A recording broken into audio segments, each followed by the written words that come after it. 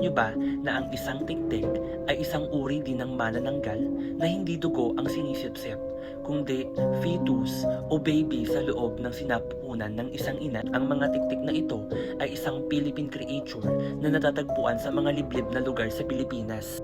Kalimitan, nagpapanggap silang isang kumadrona. Dahil dito, nakakabiktima sila ng mga buntis. Sinasabi rin nila na hindi naman daw nito kinakain ang mga baby kundi inaamoy lang nito. Kung kaya't maraming sanggol ang namamatay pagkalabas nito sa kanilang ina.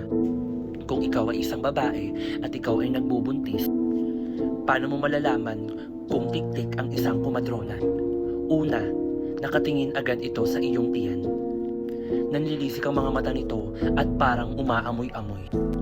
Mag-ingat kayo sa mga gantong uri ng kumadrona dahil po ito po ay tiktik at hindi po talaga ito tunay na kumadrona.